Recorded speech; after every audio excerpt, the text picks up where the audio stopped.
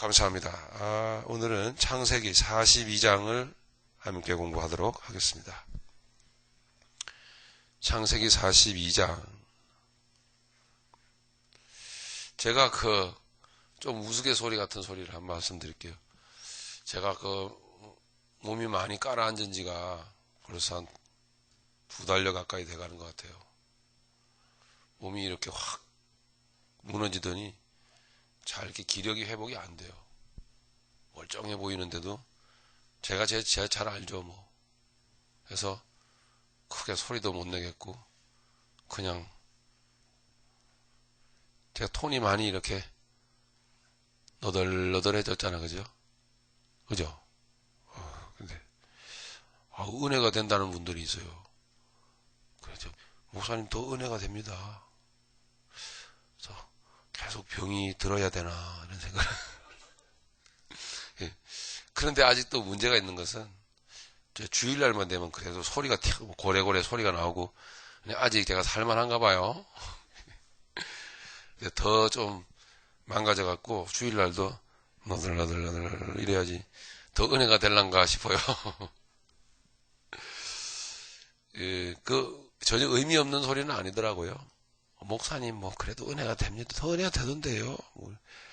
그 속에 그래 역시나 우리 육은 무너져야지 되는구나 하는 생각을 하게 되었습니다. 네, 참 감사하죠. 이 에너지가 치솟질 않는데 어떡할 겁니까? 주시는 그 에너지의 분량만큼 이렇게 하는 거죠. 자, 어쨌든 오늘 창세기 42장을 공부하게 되겠습니다.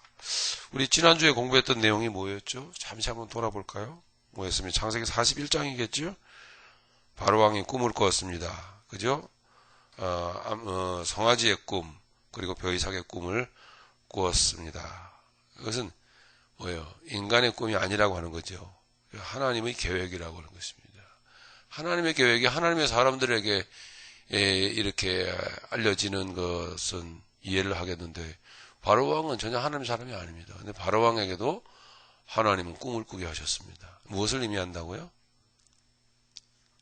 하나님만이 온 세상을 통치하시는 유일한 분이시다 하는 것입니다.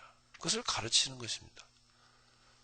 우리가 좀 병이 들고 좀 우리가 좀 여러 가지 어려움을 경험하고 등등 또 아픈 오해와 상처를 받고 속이 상한다 할지라도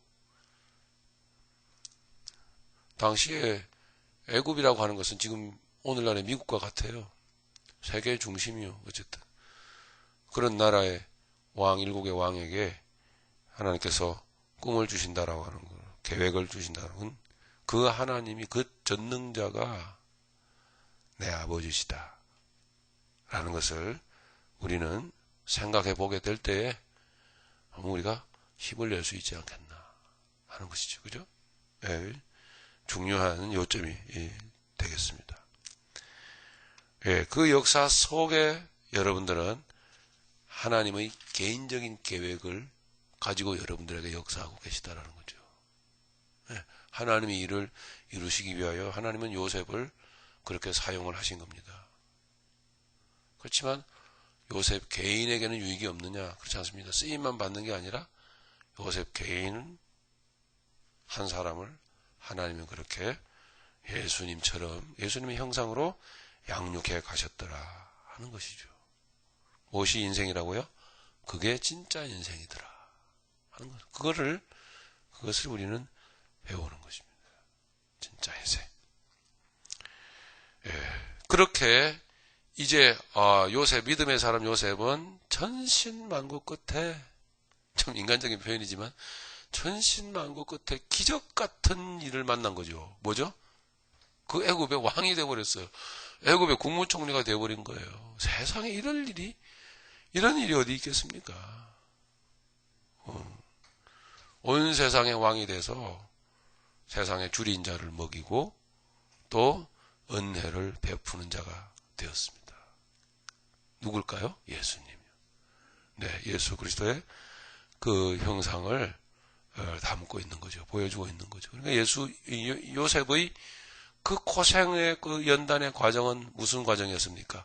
예수님의 십자가 길의 과정이었다 하는 것을 보여주고 있는 것입니다. 우리가 저나 여러분들이 신앙생활하면서 교회에서 들어야 될 복음은 이런 것이었어요. 저는 확신합니다. 여러분들이 모르겠어요. 오해가 안 되길 바랍니다만 결국 여기에 와서야 우리가 뭐 그런 말씀을 자주 들으니까요. 진짜 복음을 정말 듣게 되었습니다. 정말 이제 복음이 뭔지를 알게, 그 소리를 왜 이제서야 들어야 되냐 말이에요. 예? 그런 생각 안 드십니까? 저도 마찬가지예요. 왜 이제서야? 아니, 여러분들 한 20년 전에 들고 다니는 성경은 이거 아니었습니까? 똑같은 거잖아요.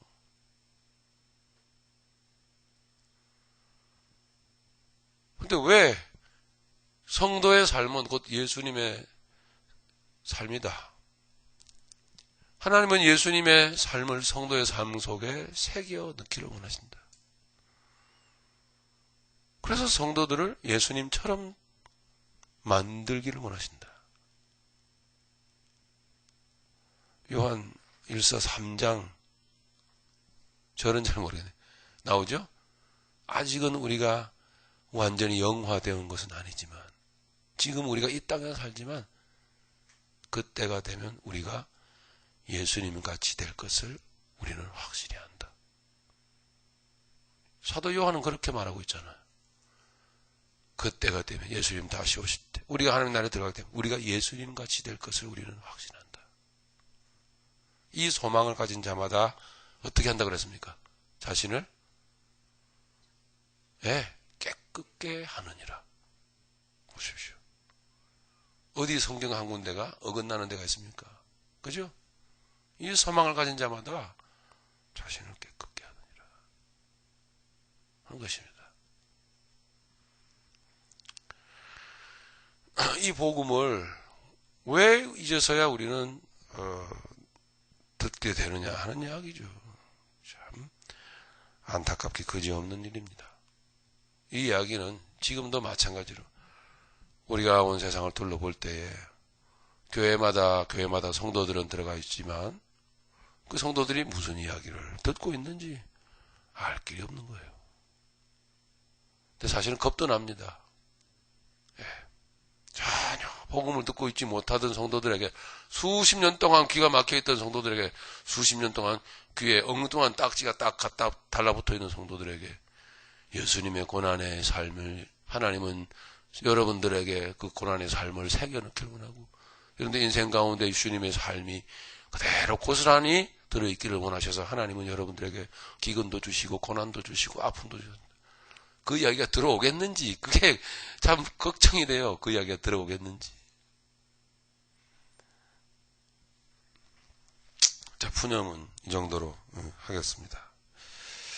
자, 42장에 우리가 넘어가면 그래서 요셉은 애굽의 왕이 되었던 것입니다. 애굽의 국무총리가 되었던 것이고 이제 이 시간이 적당히 흐른 후에 이제 하나님의 계획이 또 다른 이제 계획이 이미 계획했던 하나님의 일이 또 이제 이루어지는 것이죠. 그것이 뭐겠습니까? 야곱의 가족들을 애굽으로 이주시키는 것. 이것이 하나님의 계획이었습니다.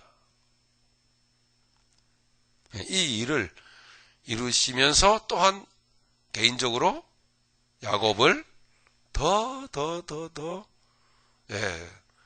쪼개내시고 드러내시고 벗겨내시고 덧입히시고 하시는 일 뿐만 아니라 야곱의 자녀들까지 야곱의 자녀들이 요셉을 팔아먹을 때까지는 얼마나 기고만장했습니까?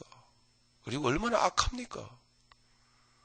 그런데 이 야곱의 10명의 아들은 이제 요셉이 건너가고 하나님의 계획 가운데서 이제 하나님이 일을 실행하시니까 어떤 고통을 겪게 됩니까? 무릎을 꿇어야 되는 고통을 겪게 됩니다. 저 이방인의, 하나님을 모르는 저 이방인의 왕 앞에 가서 무릎을 꿇어야 되고 빌어야 되고, 예?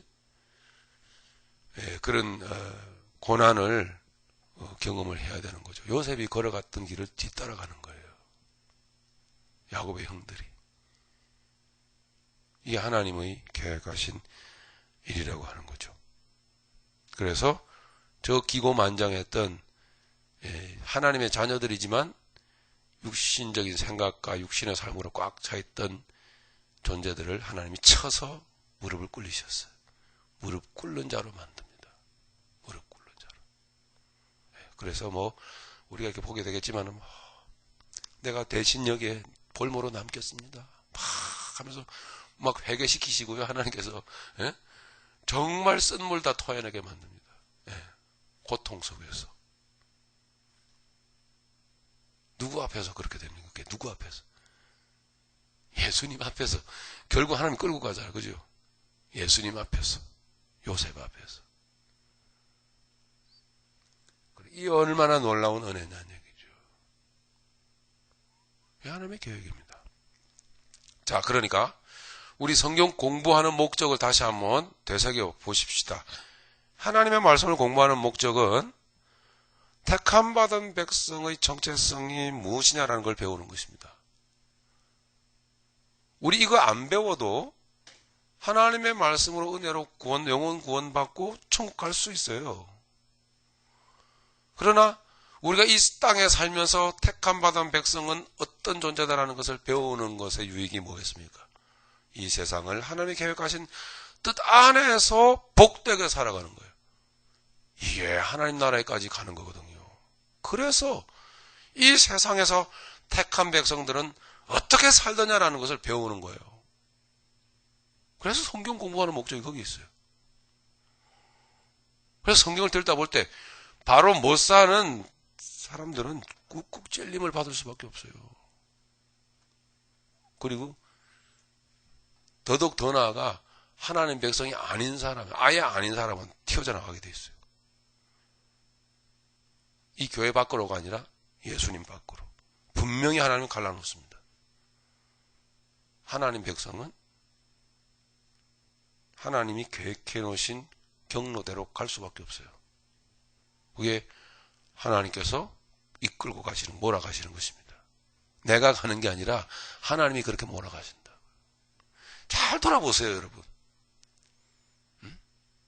이 이야기를 여러 번 반복했지만 하나님이 나를 몰아오셨는가? 내가 좌충우돌하면서 내가 그래도 여기까지 살아왔는가? 한번 돌아보세요.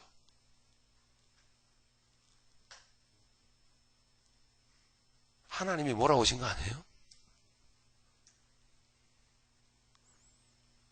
하나님이 여러분들을 쳐오셔서 몰아오셨다 그래야 그분이 전지전능하시죠.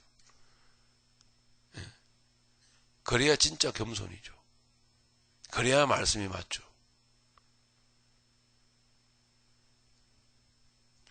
내가 믿어 나가는 하나님 같으면 그래서 세상 종교와 닮아버리는 것입니다. 세상 종교는 내가 다 하잖아요. 내가. 그죠? 그러니 세상 종교와 닮아버리는 것입니다. 그렇게 세상 종교와 닮은 꼴이 되니까 연합도 되고 하나도 되고 일치도 되고, 응? 그러니 너도 구원 나도 구원 이 소리가 나오는 거지요. 어때? 안 그래요? 하나님이 여러분들을 택하사 여러분들을 구원의 길로 경로를 설정하시고 구원의 경로로 여러분 몰아오신 거예요. 꼼짝 못해요. 꼼짝 못해.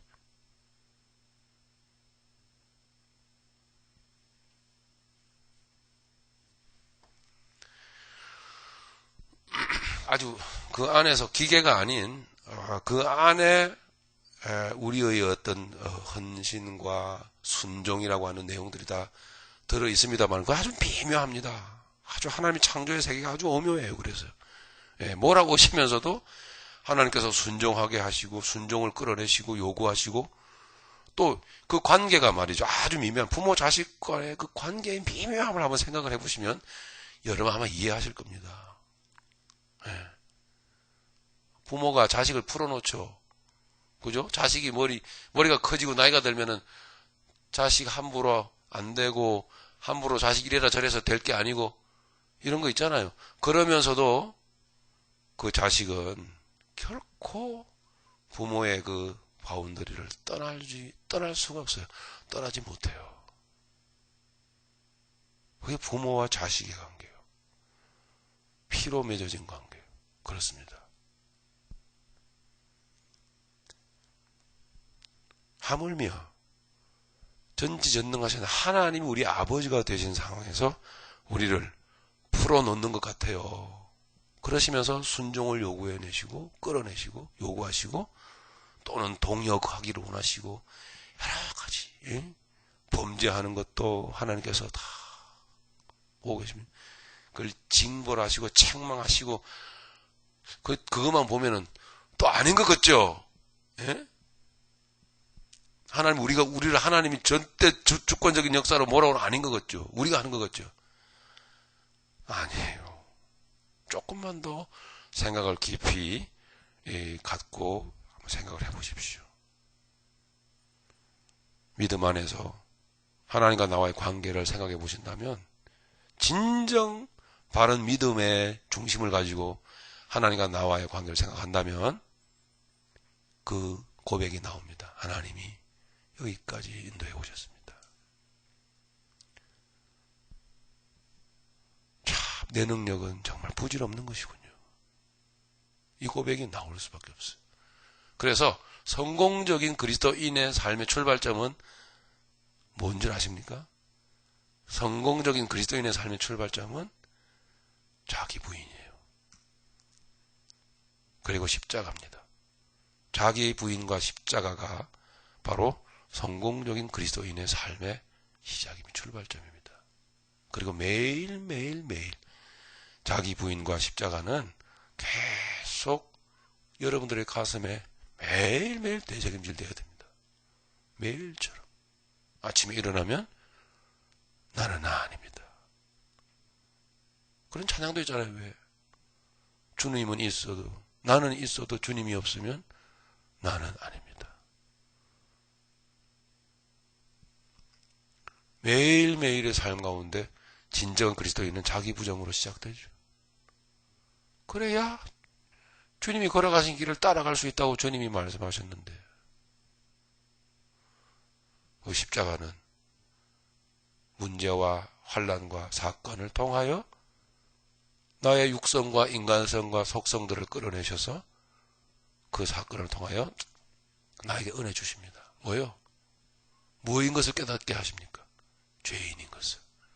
그러니 사건과 문제를 만나도 문제와 사건이 터져도 우리는 뭐예요? 감사하고 기뻐해야 돼요. 죄인인 것을 깨우쳐 주시니까 감사합니다. 역시 나는 은혜를 입었지만 죄인이군요. 그러면서 우리는 무엇을 붙들어요? 십자가를 붙들게 되지 않습니까? 이게 여러분들의 성공적인 열쇠예요. 이게 여러분들의 그리스도인의 성공적인 삶의 출발점이에요. 거기서 출발돼야 돼. 매일매일. 하나님은 그렇게 만들어요. 그렇게 끌고 가신다고요. 그래서 그 예수님을 생각할 때 그렇게 복음의 사람들은 그렇게 눈물이 그렁그렁 맺힐 수밖에 없는 거죠.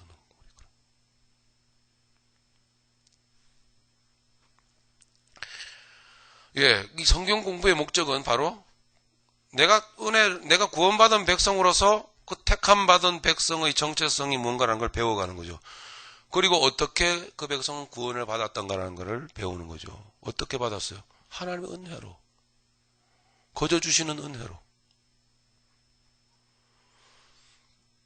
그리고 그 구원받은 백성, 택함 받은 백성들이 가지고 있는 복은 뭔가라는 걸 알게 됩니다. 택함 받은 백성들의 복은 무엇인가라는 걸 알게 돼요. 예, 뭐예요? 조금 전에 말씀을 드렸죠. 무엇이죠? 진짜 복은 뭡니까?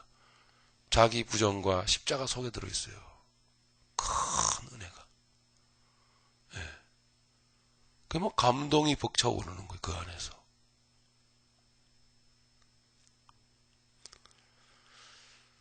또 한 가지 우리가 성경 공부하는 목적은 뭐냐? 그 구원받은 백성들의 삶의 목적이 무엇이더냐라는 걸 배우게 되겠죠. 그죠? 네, 성경 속에서 그걸 배우는 것이 목적이 뭐냐? 배웁니다. 그리고 마지막으로 성경 공부하는 목적은 그 택함받은 백성들은 어떤 모습으로 이 세상을 살아가더냐? 그걸 배웁니다. 자, 나는 하나도 맞는 게 없다. 그거 생각되시는 분 안 계십니까? 솔직하게 말씀을 드려야 되겠죠? 구원받은 백성이 아니죠.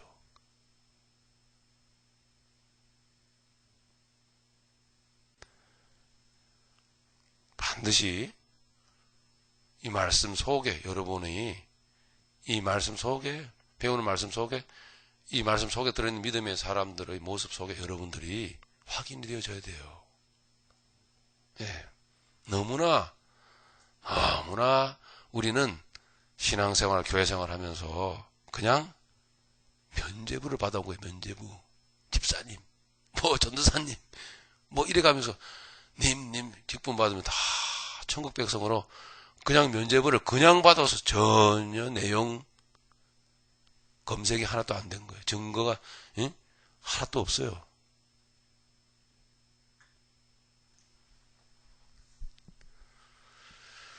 자, 이런 내용들을 우리가 배우게 되면서 우리에게 얻어지는 유익이 뭐냐? 회개가 올라오겠죠. 회개가. 정말 택한 백성이라면, 택한 백성이라면 엉망진창으로 살아서도 말씀 배우면서 성령이 임하십니다.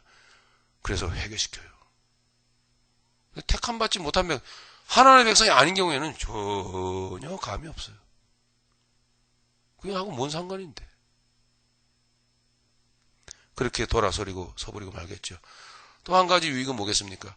이 믿음으로, 바른 믿음으로 달려가는 백성에게는 확신이 옵니다. 그게 힘이에요. 그게 복이란 말이에요. 그러니까 택함 받은 백성이 소유한 복은 뭐냐라는 건 뭡니까? 돈이에요? 돈? 하고 날 제가 비아냥거리면서 얘기하는 문제 해결입니까? 세상에서 성공하는 건가요? 그게 복인가요? 복이에요? 택함 받은 백성에게, 하나님의 백성에게 주어진 귀한 복은 뭐냐? 확신입니다. 내 마음 가운데 확실하게 새겨지는 거예요. 나는 천국 백성 맞구나. 더더군다나 더 복의 복인 것은 뭐예요? 이 험한 세상에서, 이 고난 많은 세상에서, 고난 중에서 그 확신을 얻게 된다는 거예요. 고난 중에서. 대부분 고난 중에서 절망하며 고개를 푹 떨어뜨리고 인생을 살아가죠. 그런데 모두가 고생하는 고난의 세상 속에서 하나님의 백성들은 확신을 가지고 힘차게 살아가는 거예요. 소망 가운데.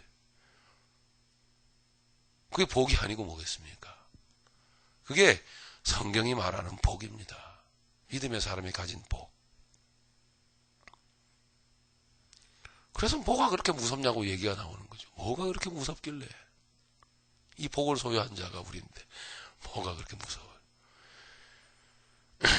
정작 무서워해야 될 하나님은 안 무서워하고 무서워할 필요도 없는 세상 것들은 그렇게 무서워들 하니 이게 어떻게 된 지금 상황인지 참 답답하고 그렇습니다.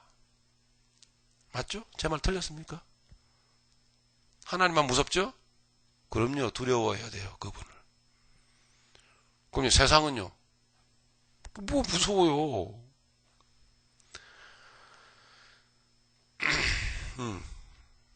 자, 오늘 이 본문으로 들어가 보겠습니다. 오늘 본문은 지금 애굽 땅은 물론이려니 가나안 땅까지 극심한 기근이 불어닥쳤다라는 거예요. 극심한 기근.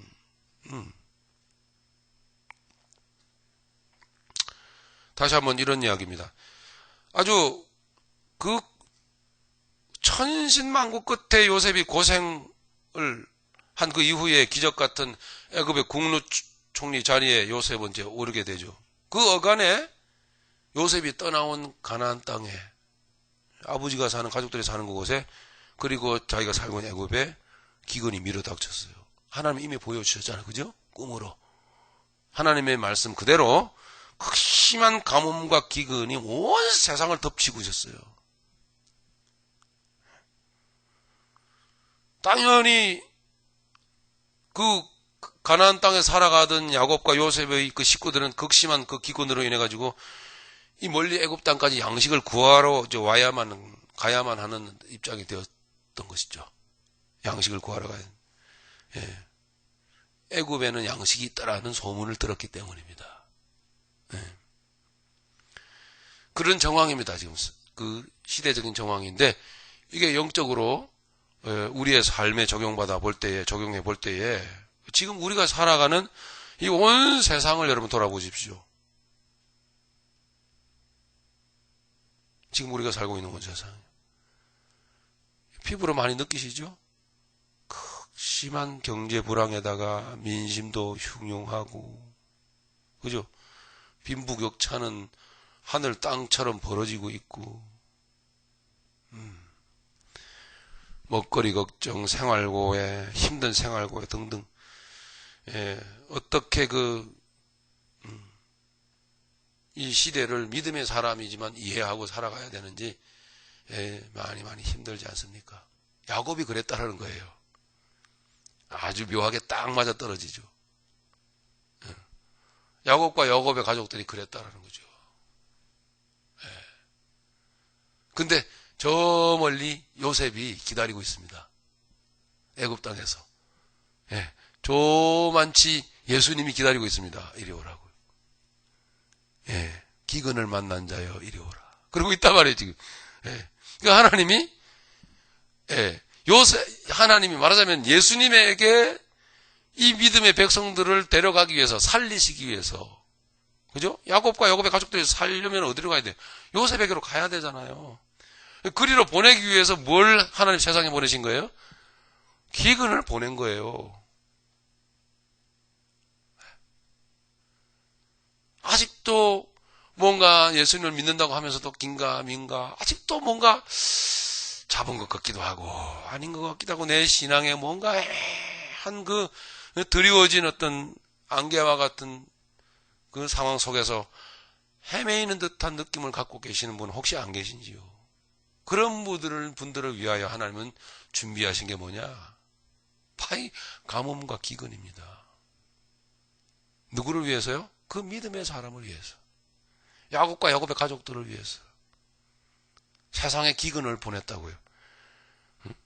바로 여러분들을 위하여, 여러분들이 애매한 태도로 세상과 하나님의 그 위치에 한 발씩 들여놓고서는 눈치 보면서 양다리 걸치면서 살아가는 그 모습이 너무 가련하고 안타까워.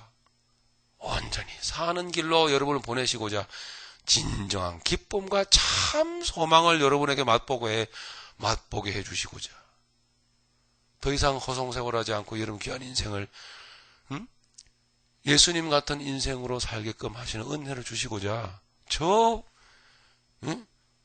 실은 아무 해당도 안 되는, 아무 해당 사항도 없는, 혜택도 누리지 못하는 저 세상 사람들과 같이 불황을 겪게 만드는 거예요. 저 사람들은 똑같이 불황과 똑같은 가뭄을 겪고 똑같은 기근을 겪고 있지. 저 사람도 그냥 기근만 문 매나 맞는 거예요. 아무런 영적 유익이 없어요. 믿음의 백성들을 진정히 예수님 앞으로 완전히 하나님 보내시기 위해서요. 그 은혜 안에서 하나님이 주시고자 하는 그 은혜를 마음껏 누리며 복되게 살게 하시고자 하나님은 환경 속에서의 가뭄과 극심한 기근을 보내신 거예요. 누구를 위해서? 바로 여러분 때문에. 여러분 때문에 저 사람도 고생하는 거예요. 그런 그림이 그려지고 있는 거예요, 구약 성경에. 이 야곱과 야곱의 가족들 때문에 그 이전에는요, 애굽에는 가뭄이란, 기근이라는 게 없었어요. 해마다 나일강은 범람해서 벽한 그 토지에 경작하는 되어진 그 많은 그런 식물들로 항상 풍요를 누렸던 땅입니다. 그죠? 뭐 이렇게 얘기 안 해도 세계사를 좀 공부하신 분들은. 그런데 요 믿음의 사람 요셉이 그 땅에 가면서부터 문제가 생기기 시작한 거예요, 여러분. 이 믿는 사람들이 문제예요. 믿는 사람들이 가는 곳에는 항상 문제가 터지는 거예요. 여러분들 때문에 지난주에 말씀을 드렸네, 제가 드린 것 같아요. 그래서 어떻게 좀 인사 좀 많이 하셨는지요? 예? 여러분 인사 좀 많이 하셨어요? 하셔야 돼요, 진짜예요. 예? 지나가는 사람 붙들고 잠깐만요, 감사합니다. 저 때문에 고생 많으십니다. 인사하세요. 예? 이게 왜 농담입니까? 성경 말씀. 저 때문에 참 환난 많이 겪으셨습니다. 고생 많으십니다. 애매하게. 사실은요, 이 경제 불황이 나 때문이에요. 이렇게 얘기해야 돼요, 여러분. 나 때문에. 하나님 나 예수님께 보내려고. 하나님께서 그렇게 일하시는데 뭐 같이 사니? 같이 고생하실 수밖에 없잖아요. 사실은 이 세상에 나 혼자만 살면 나 혼자만 고생하면 되는데 나 때문에 당신까지 미안합니다. 그러면서 사과하셔야 돼요. 무슨 이야기입니까? 그만큼 하나님 여러분들을 극진히 사랑하신다. 극진히. 이유도 없는 매를 맞고 있는 거예요. 이유도 없는 매를. 목적도 없는 고난을 당하고 있는 거예요. 여러분들은 뜻이 있는, 의미가 있는, 목적이 있는 고난 속에 있잖아요.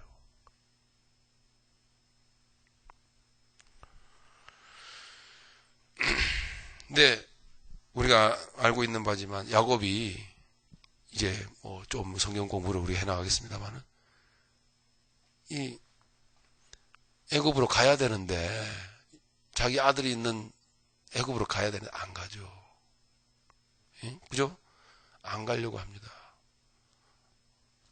뭐 때문에 안 가려고 합니까? 뭐 때문에요? 첫 번째로는 요셉 때문이었고 잃어버린 요셉 때문에 속에 한이 맺혔어. 두 번째는 요셉 동생 베냐민 때문에. 베냐민 잃어버릴까봐. 그래서 안 갑니다. 그러니까 야곱이 붙들고 있는 게 바로 뭐였습니까? 요셉과 베냐민이었어요. 이거 붙들고 있어요. 이거 붙들고 있어서 애굽으로 못 가는 거예요. 그리고 몇 차례 애굽의 그 국무총리에게 몇 차례 모함을 당하고 속죠? 그죠? 몇 차례 속으면서 곤란을 당하면서 결국은 갈 수밖에 없는 상황까지 내몰립니다.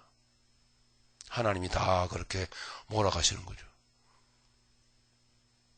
시므온이 볼모로 잡히더니 나중에는 사랑하는 마지막 의지하고 살았던 마지막 그 자기 행복의 근거를 삼고 거기에 인생의 버팀목을 삼고 살았던 베냐민마저 데려가야만 된다고 하니까 요셉은 그만, 야곱은 그만 절망해버리고 막 고통과 괴로운 가운데 이 새끼들아 그러면서 막 욕을 해댑니다. 원망합니다. 누구에게요? 자기 자식, 그것도 자기 자식들인데 누구는 사랑하고 누구는 미워하고. 이게 야곱의 모습이라. 이게 육신의 생각이요. 사망이란 말입니다. 육신의 생각은 그렇게 사망으로 가고 하나님과 원수가 되는 거란 말이죠. 그죠? 로마서 8장에서 밝히고 있죠. 하나님 어떻게 하십니까? 야곱의 손에서 베냐민을 뺏어갑니다. 내 나라. 네가 내려놓지 않으면 다 죽는다. 이게요. 우리가 이 환난의 때에, 우리가 이 기근의 때에 바로 그거예요, 여러분. 하나님은 요구하십니다. 너 붙들고 있는 그거 있잖아. 여러분의 행복의 근거가 뭡니까? 여러분의 삶의 목적이 뭐예요? 여러분의 삶의 버팀목이 뭡니까? 뭐예요? 아까 주 예수보다 더 귀한 것은 없네. 예수잖아요. 그죠? 우리의 행복의 근거, 우리의 삶의 버팀목은 예수님이. 그게 맞는 건데도 그게 아닐 때가 있어요. 야곱이 딱 그 꼴이란 말이에요. 하나님으로부터 그렇게 은혜를 많이 입고 그렇게 하나님의 손길을 체험을 많이 했음에도 불구하고 야곱은 이 베냐민을 가슴속에 딱 품고 요셉을 잃어버린 그 아픔을 베냐민으로 달래고 있는 거예요. 그게 성경 속에 쫙 나오는 거예요. 어때요? 솔직히 주님 앞에 내놓으세요, 좀. 네? 솔직히. 제가 얼마나 말씀드려야 됩니까? 다 보인다 그러잖아요. 제 눈에도 보이는데. 예?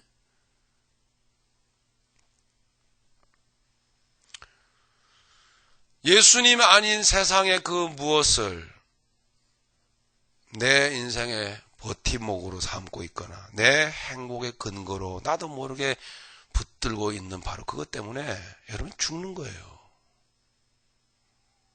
그 죽음과 같은 고통이 야곱의 속에서부터 터져 나오잖아요.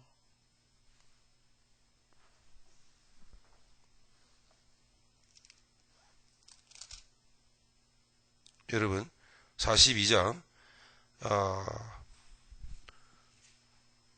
36절서부터 한번 읽어봅시다.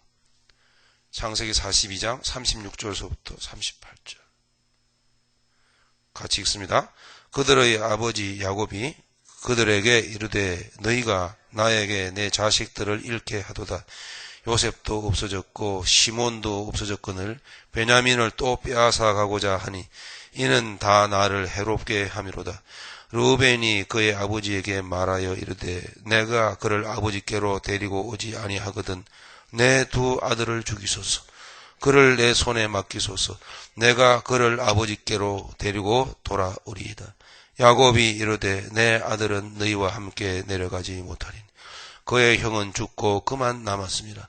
만일 너희가 가는 길에서 재난이 그에게 미치면 너희가 내 흰머리를 슬퍼하며 스월로 내려가게 함이 되리라. 아멘. 어때요? 야곱의 마음이 읽혀지죠? 예, 이렇게 고통과 아픔 속이었어요.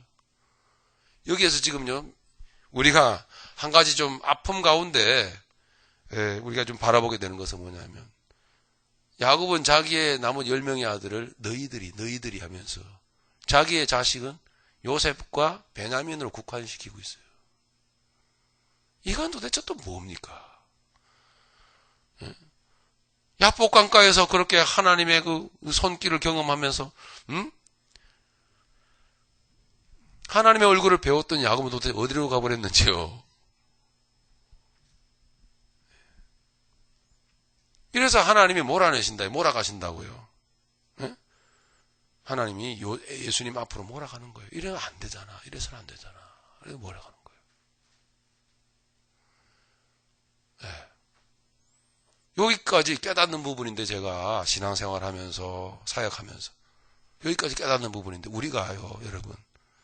성경 공부가 단순히 아니라 목적이 아니라 우리가 많지도 않은 우리 새벽교회 식구들이요.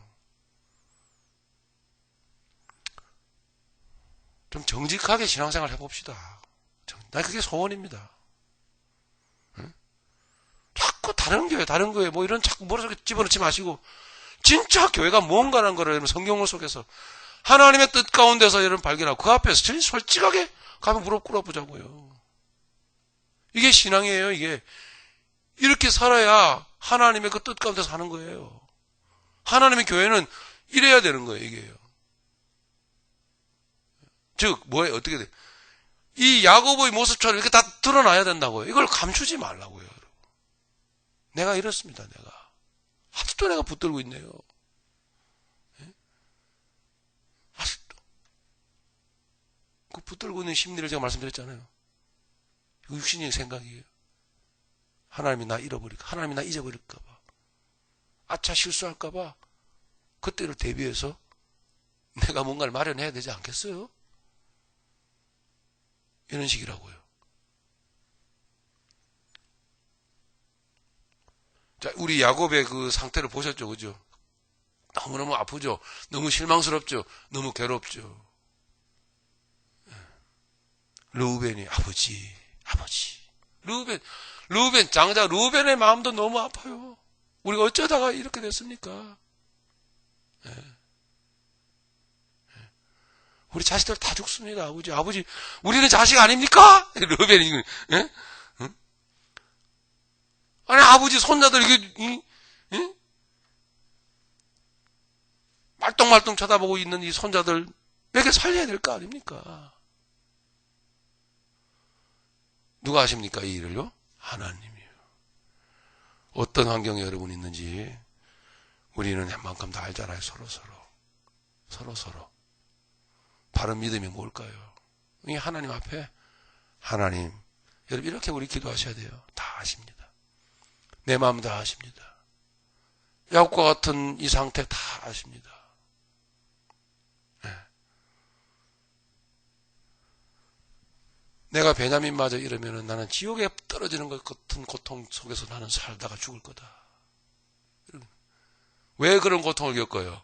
여러분 예수 안에 있으면 그런 고통이 어디 있을까요? 예수 밖에 있는 거죠. 멀리 떨어져 있는 거죠. 다른 걸 붙들고 있는 거예요.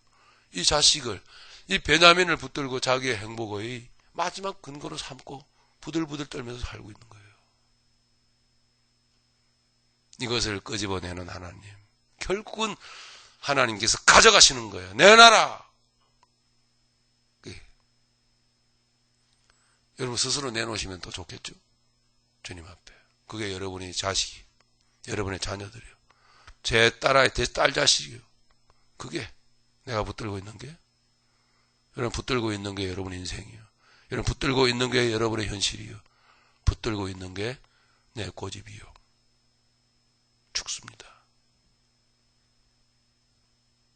그거를 주님 앞에 내려놓읍시다. 하나님이 그렇게 오늘 말씀 가운데 요구하는 거죠. 네, 그거를 주님 앞에 입술로 마음으로 끌어내서 입술로 고백을, 주님, 저 자식 바라보면서 잘 돼야 될 텐데 하면서 오매불망 걱정하면서 근심하면서 때로는 싸우기도 하고 막 이런 거 다 포기합니다. 주님께 맡깁니다. 주님께 내가 할 것은 오직 그를 위하여 기도할 것뿐입니다. 이렇게 주님의 손에 넘겨드리는 거예요. 주님의 손에 넘겨드리는 거예요. 결국 그 은잔 속에 담겨져 있는, 그죠? 요셉의 은잔 속에 담겨져 있는 그 하나님의 뜻으로 인해 가지고 하나님은 베냐민을 야곱의 손에서 빼앗아가 버립니다. 얼마나 허망한지. 그런데 그게 사는 길이었음을 이 야곱이 세상에 몰랐다는 거죠. 그게 사는 길이 뭘. 그게 사는 길이 뭘. 어쨌든 간에 그렇게 하나님이 끌고 몰아가셔서 애굽의 그 국무총리 이방인 앞에 딱 섰더니 세상에 이게 뭐예요? 사는 길이었네요. 영광의 자리였네요. 그게 주님 앞에였네요. 주님 만나는 자리였네요.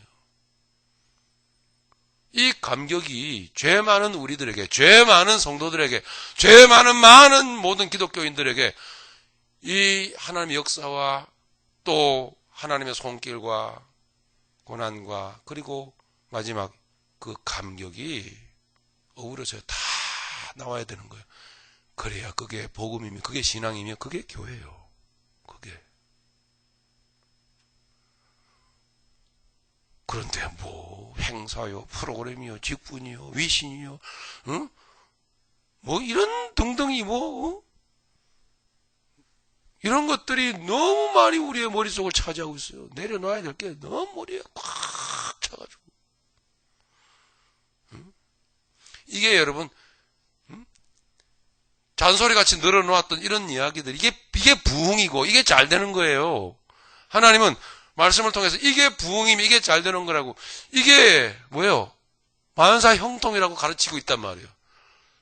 세상적인 사고방식으로 자꾸 만사 형통을, 이 세뇌된 사고방식을 나도 모르게 자꾸 풀어놓고 그러지 마세요. 여러분 인생, 여러분 사업터에서, 여러분 가정에서, 교회에서, 그러면 안 되는 거예요, 여러분. 견디기 힘들죠. 우리 교회가 좀 잘 됐으면 좋겠는데 남들이 뭐라고 바라볼까? 잘 안 되는 모습 보면서 남들이 그냥 낄낄낄낄 웃고 그래 망해가는구만. 뭐 이런 소리를 하는 것 같아서 여러분 괴로우십니까? 괴로우세요? 원망스럽습니까 제가? 모든 육신의 생각은 망해야 돼요. 그죠?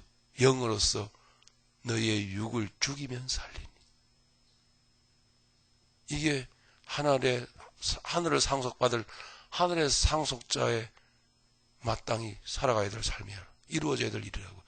영으로서 육의 행실을 죽이면 살리니.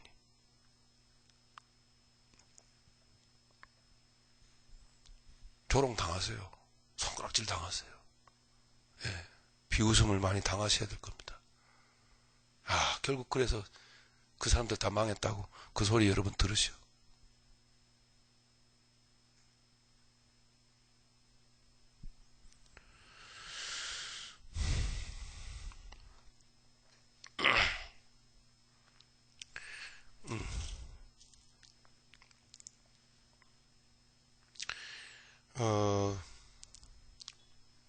우리 이거 내용 좀 보시겠습니다. 자, 말씀드린 대로 야곱과 그의 그 11자녀들이 요셉이 당한 고난의 발자취를 그대로 따라가고 있는 모습을 오늘 본문은 그리고 있습니다. 요셉의 11자녀들이 요셉이 걸어간 길을 그대로 걸어가면서 처음에 말씀드렸던 대로 그 교만과 오만으로 가득 차 있던 요셉의 10형들이 그만 풀이 죽어가면서 점점점 주인의 모습에서 종의 모습으로 내려가는 모습을 보여주죠. 그러니까 우리는 내려가는 자리로 내려가야, 그죠? 내려가야 은혜는 낮은 곳으로 흐르니까 강물은 높은 곳에서 낮은 곳으로 흐르듯이 그것입니다. 바로 은혜의 자리로 하나님을 몰아내시는 거죠. 그러니 절절 매는 거예요. 나중에 형들이 절절절 매고 나중에는 막 절하고 그냥 어쩔 줄 모르고 그냥 쩔쩔 매고, 그 곤란한 그 속에서 그냥 완전히 바보가 되어버립니다. 하나님 우리를 그렇게 몰아가신다라는 것을 보여주고 있습니다. 자, 그것은 둘째 줄, 예수님이 당한 고난을 그대로 겪어내야 하는 성도의 삶을 그대로 보여주는 것입니다. 이것이 바로 영광이다라고 여러분 받아들여져야만 성도입니다. 예수님이 당한 고난을 그대로 겪어내야 되는 내 인생. 이것이 영광이다. 이것은 하나님의 그 언약, 복이 이루어지는 과정이죠. 하나님의 복이 이루어지는 과정, 예수님이 살아내 보여주신 과정이에요. 그죠? 그래서 영광 받으시는, 부활의 주님으로 영광의 만왕의 왕으로 하나님 보좌 우편에 앉아 계시는 그거 외에 또 어떤 더 우월한, 더 귀한 영광이 어디 있습니까? 더 큰 복이 어디 있어요? 우리를 그렇게 하나님 보좌, 예수님 보좌 우편에 우리를 앉히시겠다라는데. 그러니까 하나님의 복이 이루어지는 과정이라고요. 하나님의 복이 이루어지는 과정의 첫 출발이 뭐예요? 기근이에요, 기근. 이 세상을 어떤 시각으로 바라보느냐라고 하는 차원에서 말씀을 드렸습니다마는 이 세상을, 닥친 기근을 어떻게 바라보느냐라는 건 똑같은 것입니다. 이 세상에 닥친 기근은 어떻게? 기근을 탈피해보고자, 가뭄을 문제를 빨리 해결해보고자, 이거. 여러분,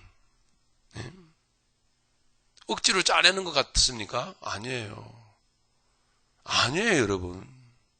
그렇고, 모여가지고, 특별 새벽 기도하고, 모여가지고, 특별 기도하고, 작전 기도하고, 빨리, 이 문제를 해결받아 보고자, 빨리, 그런 거 아니라고요.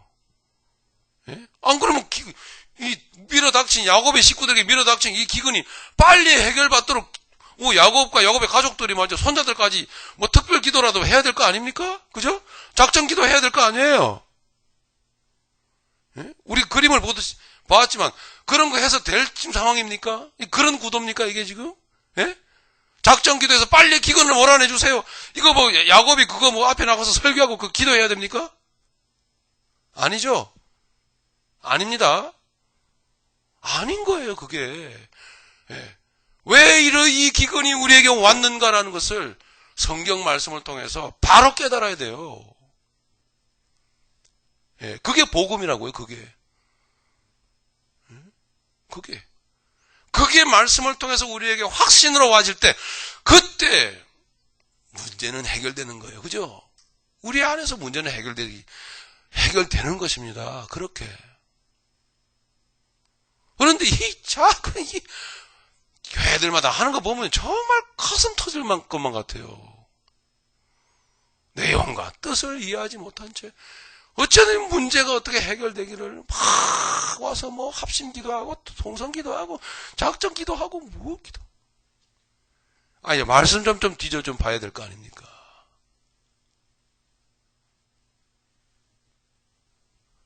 하나님의 복이 임하는 출발점이 기근인데 그래야 그 가족들이 애굽으로 다 이주해가고 그래야 이스라엘 백성들이 만들어지고 그래야 저들이 애굽에서 다시 나오고 그래야 그 역사가 만들어지고 그래야 예수님이 오시고 할렐루야. 그래서 그 백성들이 하나님의 구속사 속에 쓰임받는 백성들이 되는 것이고 그래서 그 속에서 그 백성들이 또 예수님의 형상으로 지어져가는 역사를 누리는 것이고 경험하는 것인데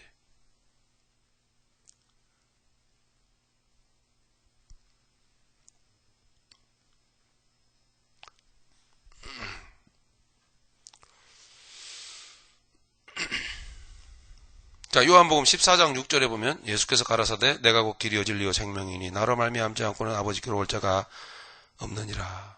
그 말씀하신 것은 바로 성도로 부름을 받은 자들은 곧 예수님이 걸어가신 그 발자취를 그대로 밟아 나아감으로 말미암아 천국에까지 도달하게 될 것임을 가르치는 것입니다.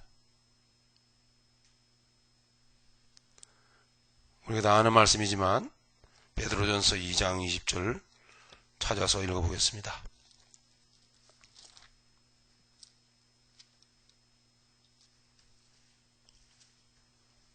베드로전서 2장 20절 21절 읽습니다. 죄가 있어 매를 맞고 참으면 무슨 칭찬이 있으리요. 그러나 선을 행함으로 고난을 받고 참으면 이는 하나님 앞에 아름다우니라. 이를 위하여 너희가 부르심을 받았으니 그리스도도 너희를 위하여 고난을 받았사 너희에게 본을 끼쳐 그 자취를 따라오게 하려 하셨느니라. 아멘. 그렇잖아요. 분명히 이렇게 기록되어져 있거늘. 분명히. 그러니까 이렇게 생각하시면은 그것은 괜찮아요. 여러분 가정에서 야 결국 나를 예수님께로 온전히 인도에 가시고자 그래서 예수님 앞에서 그 감격 누리게 하시고자 나와 함께 내 가족들이 고생을 하는구나. 네. 내가 우물쭈물하고 있으니 나를 예수님 앞으로 온전히 몰아가시고자 내 교회 식구들이 이 고생들을 하는구나. 그렇게 우리가 주님 앞에서 고백되어진다면 우리는 달라질 수 있습니다. 정말 달라지는 게 다른 게 아니라 환경이 아니라 매우 뭔가 좋은 것을 발견하게 될 거예요. 매우 우리가 뭔가 번쩍이는 복음의 그 소망을 우리는 볼 수 있습니다. 우리 모두가 다 그렇게 생각해야 된다는 거예요. 우리 모두가. 여러분 저보고 목사님 알겠어요 이제? 그러지 마시고 우리 모두가 목사님 때문에 안 되잖아. 그러지 마시고 네. 우리 모두가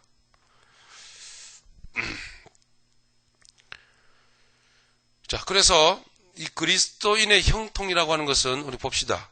요새 뭡니까? 하나님과 함께 그 동행하는 삶에서 나타나는 모든 사건과 상황, 문제 속에서 모든 삶의 내용을 감사하는 거죠.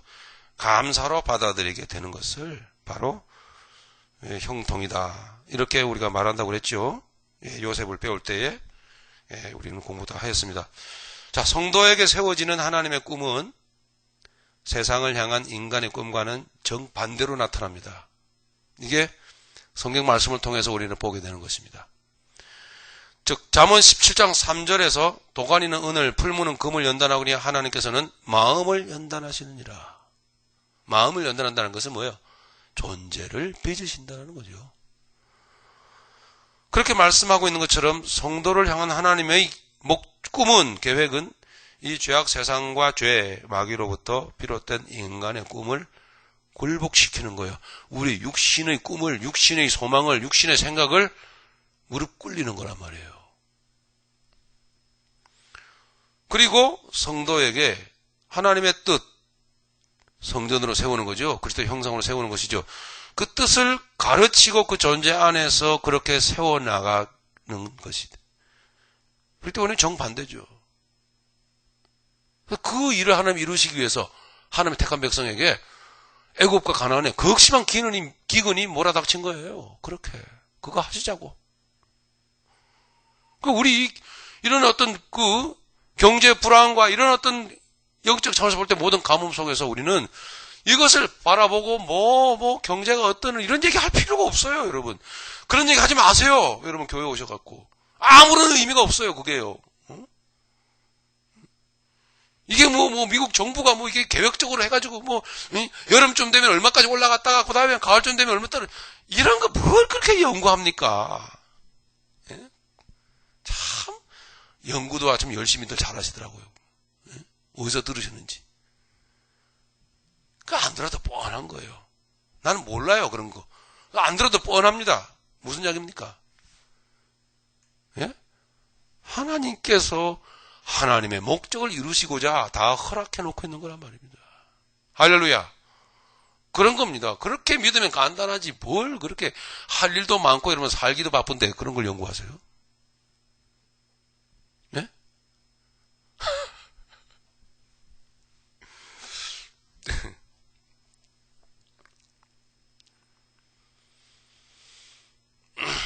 예. 그래서 계속 있습니다. 그리스도인의 그 표면적인 삶은 험악해요. 험난합니다. 그 하나님의 그 뜻을 거듭 자기를 부인하면서 받아들여야 되니까. 거듭. 네. 그게 바로 야곱의 147년의 인생이죠. 그죠? 예, 애굽에 들어가기 전까지 130년이었. 애굽에서 17년을 더 살았으니까. 그리고 그들은 하나 같은 구도를 가지고 있습니다. 아브라함이든 야곱이든 요셉이든 예수님이든 예, 똑같은 구도를 가지고 있는데 가나안 기근이 옵니다. 애굽으로 내려갑니다. 시련이죠, 애굽은. 그리고 다시 나옵니다. 광야의 연단을 과정을 거쳐서 가나안으로 다시 돌아옵니다. 이런 구도를 가지고 있어요. 이런 구도를. 하나님이 나중에 그 야곱이 애굽에서 죽습니다. 죽고서는 야곱은 즉시로 가나안으로 가서 이장되죠.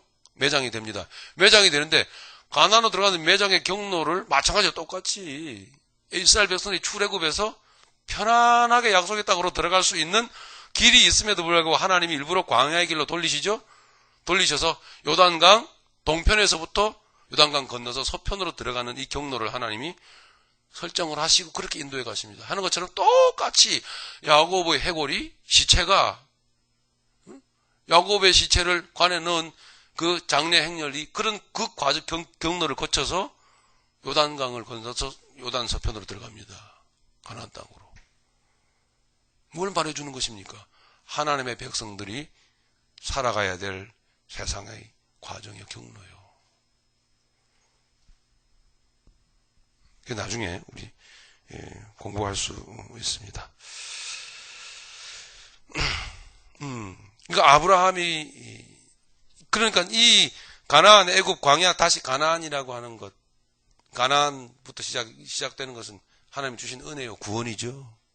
네, 구원의 참맛을 보게 하시고 다음부터 하나님은 경로를 설정하시고 그 경로를 밟아 나가게끔 하십니다. 예수님도 똑같이 이렇게 가셨죠. 예. 이게 바로 뭐예요? 믿음의 사람이 걸어가야 될 과정이다라는 거죠. 예, 믿음의 사람들이. 하나님은 믿음의 사람들이 이 과정을 밟아가게 하시면서 계획하신 것을 이루시려고 하는 거예요. 그래서 저나 여러분들의 삶이 그렇게 고달파요. 어때요? 귀하죠? 여러분이 감격스럽지 않았어요? 야, 나 정말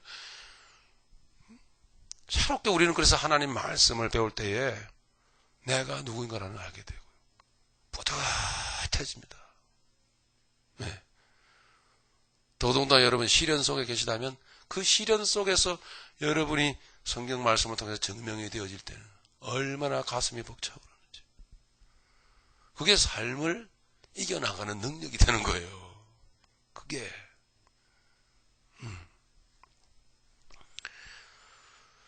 자, 이제 왜 밑으로 내려갔습니다. 왜 하나님은 택하사 복을 주신 백성에게 기근, 문제와 사건을 허락하시는지를 이해할 수 있겠죠? 하나님의 백성 한 사람 한 사람을 그리스도의 형상으로 빚어가실 뿐만 아니라 나아가 하나님의 백성을 통하여 하나님의 구속사를 이루어가기 위해서입니다. 여러분을 쓰시기를 원해요. 자, 오늘 본문에서의 하나님의 그 구속사는 야곱과 그의 가족, 그 후손들을 애굽으로 이주시키는 것입니다. 예, 그래서 야곱과 그의 가족들을 애굽으로 이주시키기 위하여 하나님께서는 가나안과 애굽 전체 기근을 내리신 것이다. 그죠? 하나님의 백성들에게 두신 뜻을 이루기 위해서 세상에 기근을 보내신 것이다. 하나님의 백성들 때문에 세상 사람들이 고통을 같이 당하고 있는 지금 꼴입니다. 네, 정말 그렇습니다. 영적으로 유익을 얻는 사람들은 여러분밖에 없어요. 같이 고생하면서 저 세상 사람들은 그냥 이유 없는 고생만 하다가 가게 돼요.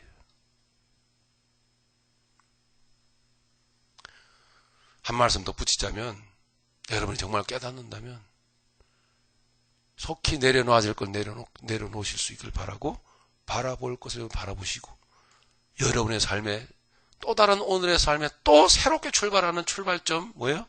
자기 부인과 자기 부정과 십자가 그 자리를 다시 한번 다지시고 거기에서부터 다시 여러분 나아가시는 여러분 되시길 바랍니다. 네. 그래서 여러분의 삶이 쓰임을 하나님의 구속사의 쓰임을 여러분들이 어찌하면 내가 주의 복음을 전하는 이 도구가 될 수 있을까? 이 목적으로 기도하세요. 그죠? 그 목적으로 살아가셔야 되잖아요. 예? 주님, 나 어디로 갈까요? 나 어떻게 나가면 좋겠습니까? 내가 무엇을 할까요? 예? 기도하시고, 예? 책도 보시고 말이죠. 다른 믿음의 사람들은 또 어떻게 사는가? 그것도 좀, 한번 기웃거려 보시고. 아, 저렇게 사는 사람도 있구나. 그 사람을 통해서 나에게 힌트를 주시는지 모르잖아요. 또. 그죠? 그렇게 여러분. 부단히 연구하고 몸부림치고, 예? 예? 그렇게 사는 거예요, 그렇게.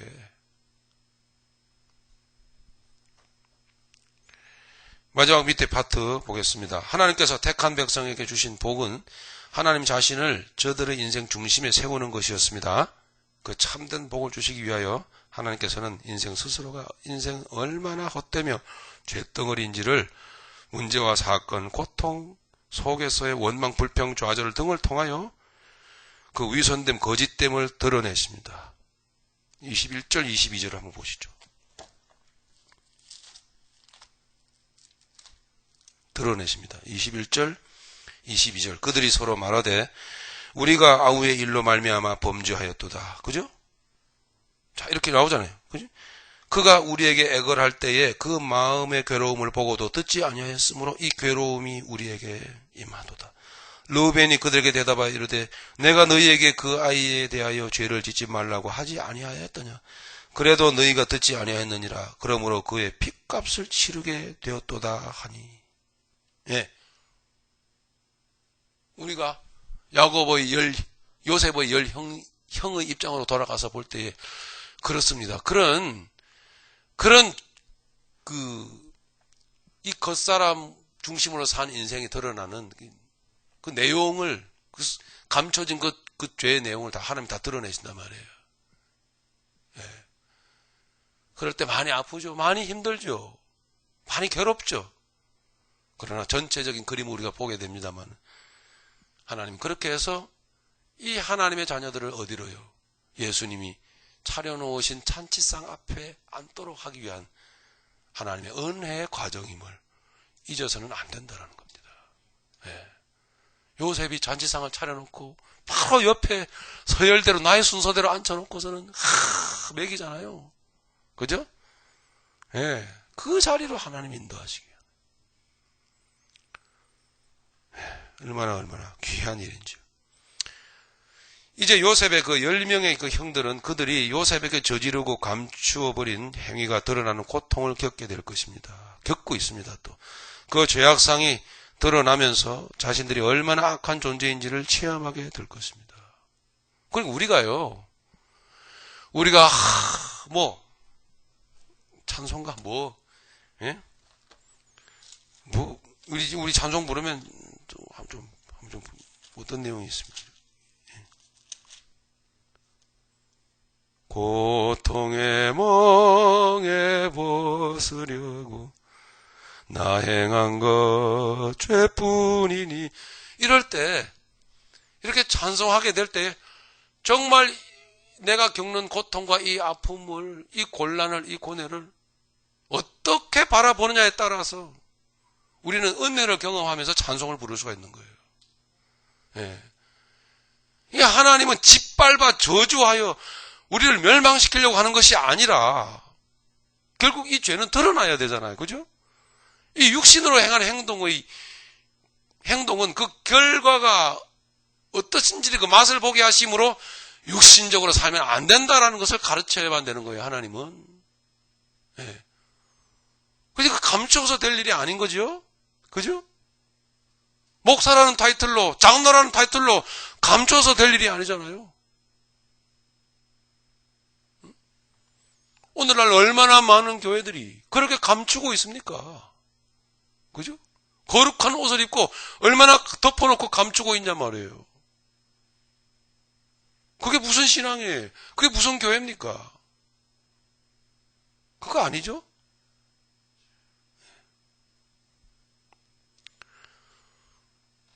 지금 나의 당한 일이 그래, 내가 육신으로 행한 죄의 결과다.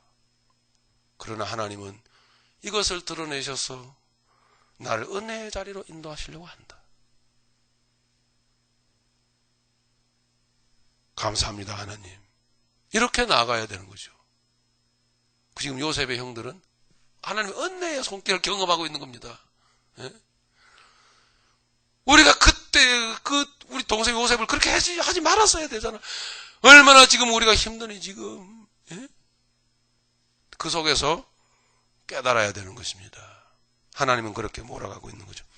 우리가 실질적으로 우리가 찬송하게 될 때에요. 나의 행한 것 죄뿐이니. 하여튼 그렇게 우리의 삶을 어떤 식으로 조명하게 돼, 어떤 식으로 바라보느냐의 그 시각에 따라서 찬송은 깊이 있는 진실한 고백의 찬송으로 흘러나오게 돼 있어요.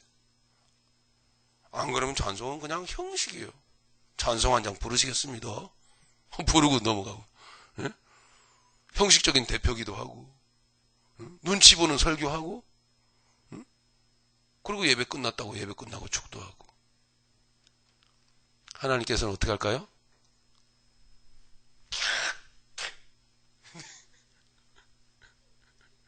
예? 내 입에서 너를 내치리라. 토해버리겠다. 내가 너 사랑해서 그런 거 아니야. 사랑해서. 근데 왜? 사랑해서 그런 건데 수술하려고 칼로 쬐건만은 왜 자꾸 덮으려고 하니? 덮어봐야 너만 괴로운데. 그거 덮어갖고 네 살이 되냐? 피가 되냐? 째내야 되잖아. 덮고 있어요.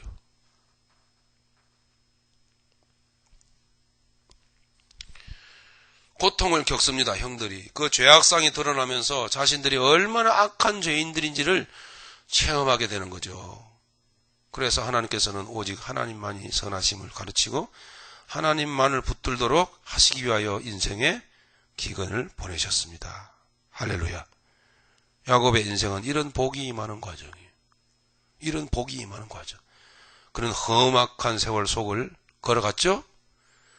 그러나 사실은 영광의 십자가의 길을 걸어간 거예요. 하나님이 그렇게 몰아가셨어요. 이스라엘의 11아들의 인생에 불어닥친 기근은 이와 같은 하나님의 복이 현실화되는 출발점이 되는 겁니다. 그렇게 인정되시는 분은 우리 아멘으로 화답합시다. 할렐루야. 예, 그렇게 일어서는 사람은 세상을 이깁니다. 어떤 마귀의 정죄도, 어떤 죄의 심판, 정죄도 그에겐 더 이상 있지 않아요. 예, 죄를 죄로 드러내시고 나를 은혜의 자리로. 그런 식으로 인생 살지 않게끔 인도해 가시는 하나님의 은혜가 네, 우리 42장의 전체적인 내용을 제가 여러분에게 설명을 해드린 것입니다. 좀 허전한 것 같아요. 그래서 우리 42장 1절부터 마지막 절까지 우리 쭉 읽고 우리 마치도록 그렇게 하겠습니다. 우리가 함께 나눈 내용을 여러분 머릿속에서 이렇게 생각 속에 담아 놓으시면서 우리 읽어가십시다. 다 같이 우리 읽습니다. 그때에 야곱이 애굽에 곡식이 있음을 보고 아들들에게 이르되 너희는 어찌하여 서로 바라만 보고만 있느냐. 야곱이 또 이르되 내가 들은즉 저 애굽에 곡식이 있다 하니 너희는 그리로 가서 거기서 우리를 위하여 사오라. 그러면 우리가 살고 죽지 아니하리라 하매 요셉의 형 10사람이 애굽에서 곡식을 사려고 내려갔으나 야곱이 요셉의 아우 베냐민은 그의 형들과 함께 보내지 아니하였으니 이는 그의 생각에 재난이 그에게 미칠까 두려워하며 문제죠. 네, 야곱의 문제였습니다. 이스라엘의 아들들이 양식 사러 간 자 중에 있으니 가나안 땅에 기근이 있음이라. 때에 요셉이 나라의 총리로서 그 땅 모든 백성에게 곡식을 팔더니 요셉의 형들이 와서 그 앞에서 땅에 엎드려 절하매 요셉이 보고 형들인 줄을 아나 모른 채 하고 엄한 소리로 그들에게 말하여 이르되 너희가 어디서 왔느냐. 그들이 이르되 곡물을 사려고 가나안에서 왔나이다. 요셉은 그의 형들을 알아보았으나 그들은 요셉을 알아보지 못하였더라. 요셉이 그들에게 대하여 꾼 꿈을 생각하고 그들에게 이르되 너희는 정탐꾼들이라 이 나라의 틈을 엿보려고 왔느니라. 그들이 그에게 이르되 내 주여 아니니이다. 당신의 종들은 곡물을 사러 왔나이다. 우리는 다 한 사람의 아들들로서 확실한 자들이니 당신의 종들은 정탐꾼이 아니니이다. 요셉이 그들에게 이르되 아니라 너희가 이 나라의 틈을 엿보러 왔느니라. 그들이 이르되 당신의 종 우리들은 12형제로서 가나안 땅 한 사람을 아들들이라. 막내 아들은 오늘 아버지와 함께 있고 또 하나는 없어졌나이다. 요셉이 그들에게 이르되 내가 너희에게 이르기를 너희는 정탐꾼들이라 한 말이 이것이니라. 너희는 이같이 하여 너희 진실함을 증명할 것이라. 바로의 생명으로 맹세하노니 너희 막내 아우가 여기 오지 아니하면 너희가 여기서 나가지 못하리라. 너희 중에 하나를 보내어 너희 아우를 데려오게 하고 너희는 같이 있으라. 내가 너희의 말을 시험하여 너희 중에 진실이 있는지 보리라. 바로의 생명으로 맹세하노니 그리하지 아니하면 너희는 과연 정탐꾼들이라 하고 그들을 다 함께 3일을 가도. 잠깐만요. 자, 여기까지 보십시오. 요셉이 거쳐간 길을 그대로 거쳐가게 만들죠. 겉보기에는 이거는 모함이며 억지죠.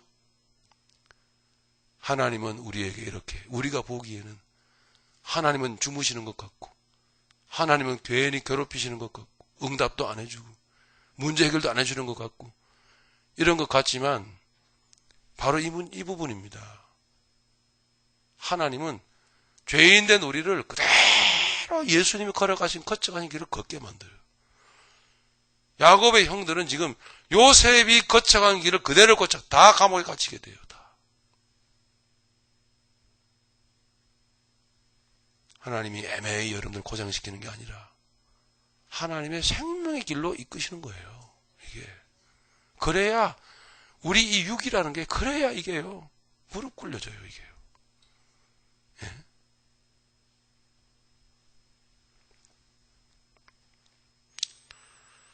18절부터 또 계속 있습니다. 사흘 만에 요셉이 그들에게 이르되 나는 하나님을 경외하노니 너희는 이같이 하여 생명을 보존하라.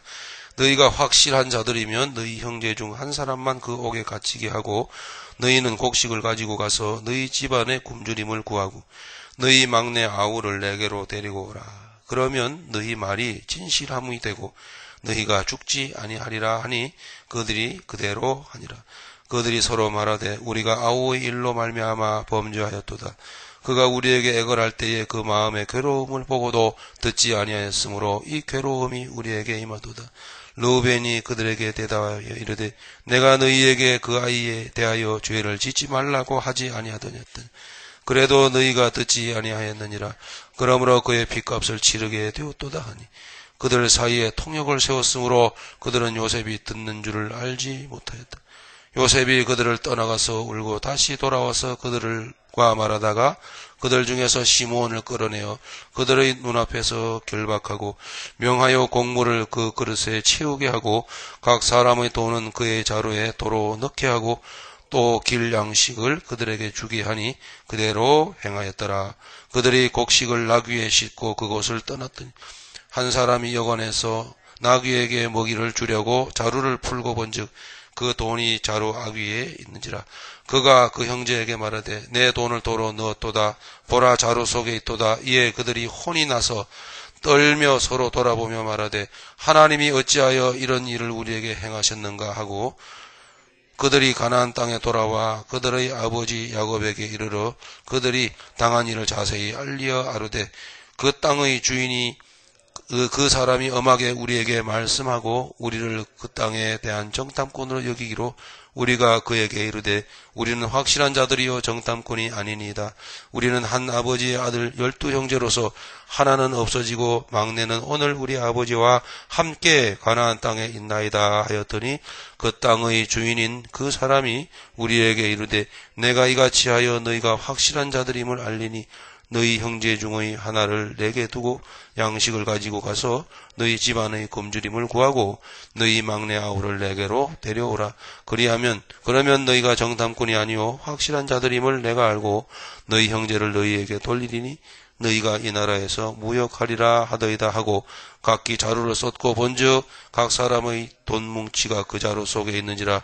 그들과 그들의 아버지가 돈뭉치를 보고 다 두려워하더니 그들의 아버지 야곱이 그들에게 이르되 너희가 나에게 내 자식들을 잃게 하도다. 요셉도 없어졌고 시므온도 없어졌거늘 베냐민을 또 빼앗아 가고자 하니 이는 다 나를 해롭게 함이로다. 르우벤이 그의 아버지에게 말하여 이르되 내가 그를 아버지께로 돌아오지 아니하거든. 내 두 아들을 죽이소서. 그를 내 손에 맡기소서. 내가 그를 아버지께로 데리고 돌아오리이다.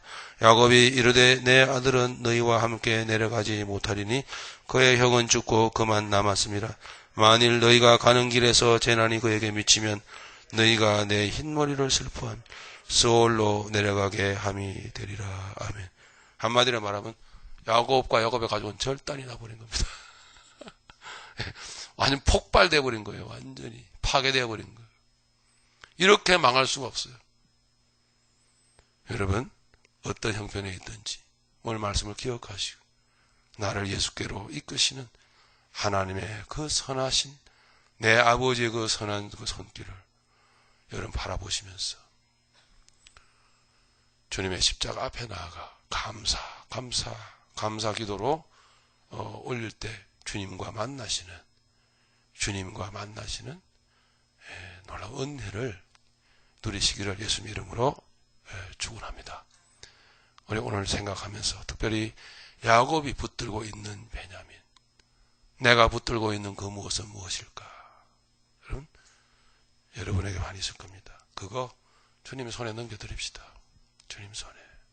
그리고 우리 믿음의 길을 갑시다. 우리 다 동성으로 우리 기도하겠습니다.